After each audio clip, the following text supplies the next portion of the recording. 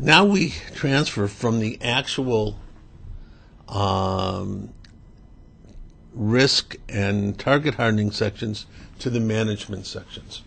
And the government wants to know, if you get a grant, do you know what you're doing? Can you, now I have some examples, and these steps should be considered guidelines. They shouldn't be copied verbatim. The judges know exactly what I say. So if you're just copying what JCRC says, you haven't convinced them that you know what you're doing. So you create milestones that are specific to your institution, which I haven't included here. So, the first thing you should make them understand that you know that you won't receive an award notification until September 30th. It might be earlier. If this works faster, it's fine. Complete the New York contract requirements. All of these things are steps. What's a good step that's specific to your institution? Well, most of you should have boards. All of you should have boards if you're 501c3 organizations. And if you're doing a project of this scope, it is logical that you report to the board, you get approval, that you consult with the building committee or the security committee on a regular basis regarding your progress and your choices. The meat of the investment justification is the risk section, section 3. And that deals with 3 subsections: threats, vulnerabilities, and potential consequences of an attack. These 3 subsections are 12 out of the 40 points. Okay, here's another managerial slide. There's a question on project management. They want to know who's going to manage the project. What are the roles and responsibilities of the management team? Governance structures, and where are you going to get subject matter expertise? Now, what's the answer to that? What are the answers? Who will manage the project? Probably in most organizations, there's an executive director, facilities manager, other people who are professionals with other jobs who will manage the project. And governance structure, all of these people report to a board of directors. How do they interrelate? It is likely that your organization does not have an expert in security hardware. So how are you going to make these decisions? If you are going to rely on what the vendors sell you, that's not the greatest situation. So where are you going to get subject matter expertise? In New York, people can turn to ADL, JCRC, the local police department, and New York State DHSES. There are people who are available who can consult. The fact that you know who you can consult is very important in project management.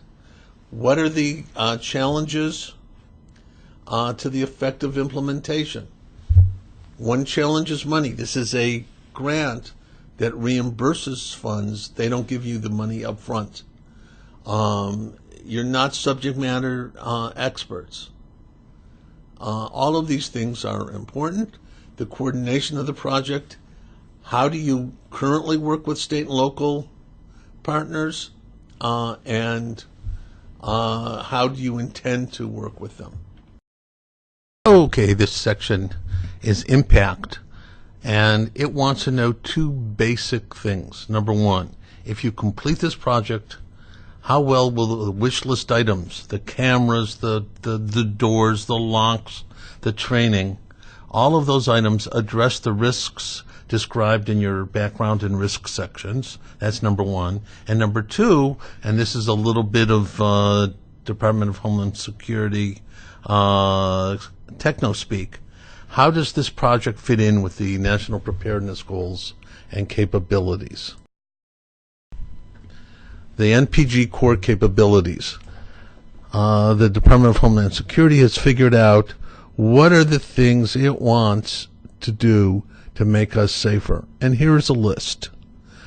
And somehow everything that you do should be related to this list. Sound complicated? I tried to make it a little bit easier. On the website, there is a downloadable separate sheet that explains what the MPG core capabilities are, and also relates how typical kinds of investments relate to the core capability, so that you understand that a CCTV system will deter terrorists. Because how?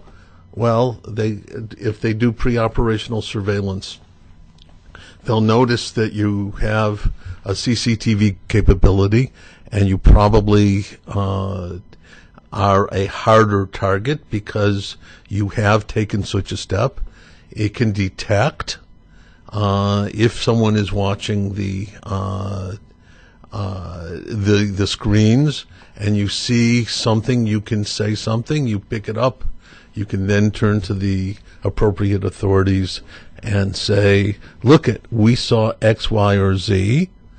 And both of those kinds of things fall into the preventing, avoiding, or stopping a threatened or an actual act of terrorism, and protecting our citizens, residents, and visitors and assets from the greatest threats and hazards.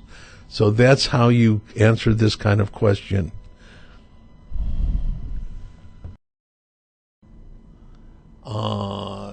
Of your total application. Finally, there's one extra point for funding history. In other words, if any organization that has never received a grant is eligible for an extra point, which could put them in the run. Now, just think for a second. 2/3 of the score on an application relates to developing a plan that identifies and addresses your risks, and 1/3 shows that you have the managerial capacity to implement your plan. You know how to do it. And you have to be able to provide good answers for both. Now, in New York State, I mentioned that everyone has to have investment justification, not only investment justification, but pre-qualification. And that's a separate process. You're going to have to go to our website and click on the information on pre-qualification if you don't know what it is. But if you don't know what it is and you don't get started, probably in the next week, it may be too late to get everything done and get the rest of your application in, because the pre-qualification is a process. Some of it takes time.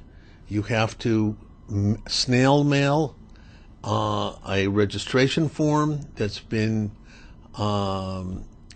notarized, signed and notarized. You have to mail it up to Albany, and you will then get a password to the computer system, and then you have to upload 8 documents.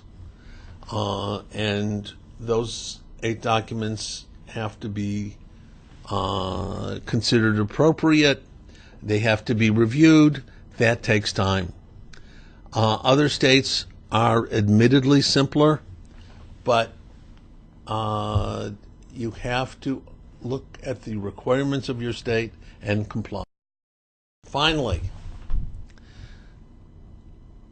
don't just fill out the application. The good thing about government programs the good thing is that most of them are required to be somewhat transparent. And there's a scoring sheet. The judges use a scoring sheet. I have the